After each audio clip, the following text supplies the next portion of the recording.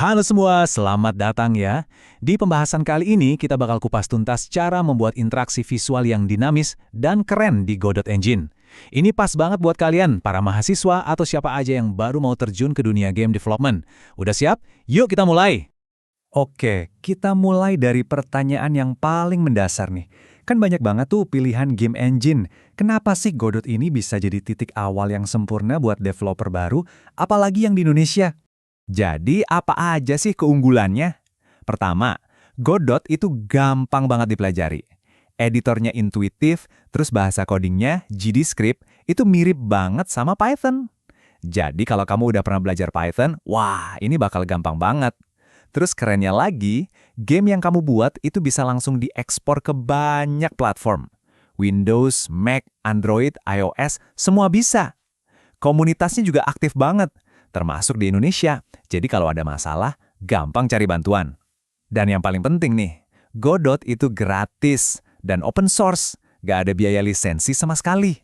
Nah, sebelum kita bisa bikin apa-apa di Godot, kita wajib banget paham dua blok pembangun utamanya, yaitu Node dan Scene. Anggap aja ini tuh kayak Legonya Godot, fondasi dari semua yang bakal kita ciptain nanti. Coba bayangin Node itu kayak satu kepingan Lego. Setiap keping punya tugasnya sendiri-sendiri, spesifik banget. Ada keping yang tugasnya nampilin gambar, ada yang buat ngatur fisika biar benda bisa jatuh, ada juga yang tugasnya muter suara. Nah, kita tinggal gabung-gabungin aja kepingan-kepingan ini buat bikin sesuatu yang lebih kompleks. Terus, kalau Scene itu apa? Gampangnya gini, Scene itu kayak hasil rakitan Lego kita. Jadi sekumpulan node yang udah kita susun rapi. Misalnya, kita bikin satu rakitan khusus buat karakter pemain, itu jadi satu scene. Bikin lagi rakitan buat musuh, itu scene lain. Bikin lagi buat levelnya, itu scene yang beda lagi.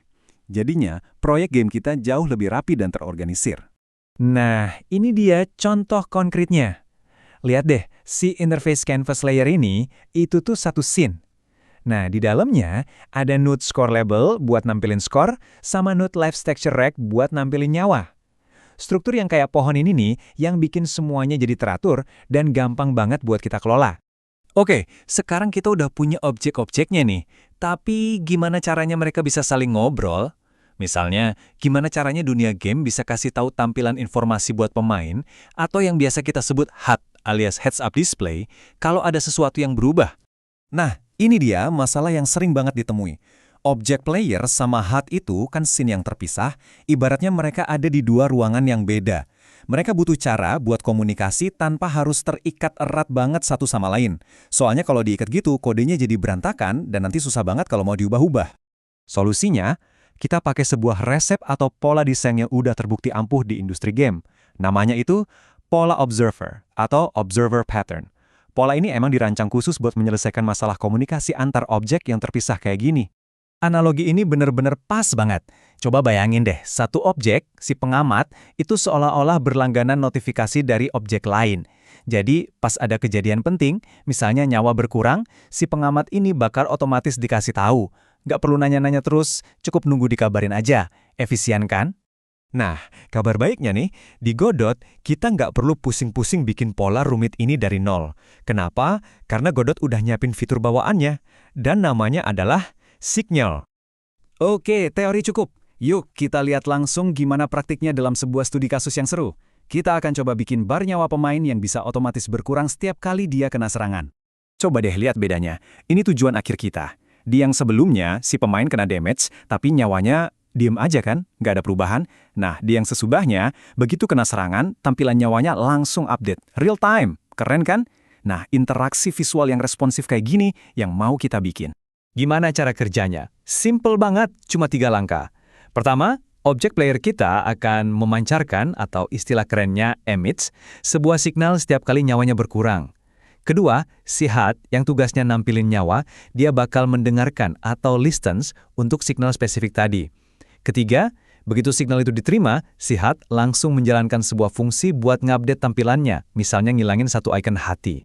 Dan lihat deh kodenya, gampang banget kan?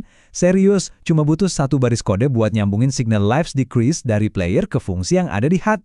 Ini bukti kalau Godot itu bener-bener bikin konsep yang canggih, jadi gampang banget buat kita pakai. Jadi, apa sih intinya dari semua ini? Poin terpentingnya adalah kita berhasil bikin sistem yang bersih dan nggak saling bergantungan secara kaku. Si player nggak perlu tahu menau soal HUD, dan sebaliknya, mereka ngobrol lewat signal. Ini tuh inti dari praktek coding yang bagus loh.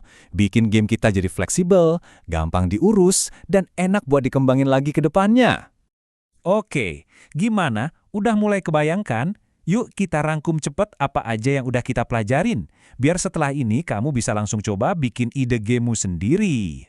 Jadi, ingat ya, Godot itu pilihan yang keren banget buat pemula. Semua di dalam game itu dibangun dari bata terkecil yang namanya node. Terus, node-node ini kita susun jadi komponen yang lebih gede namanya scene.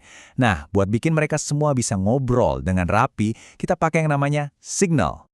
Nah, sekarang giliranmu. Dengan 3 senjata utama ini, node, scene, dan signal, coba deh kamu bayangin interaksi visual pertama apa yang bakal kamu ciptain di game impian kamu. Udah, jangan ditunda-tunda lagi. Selamat berkarya ya!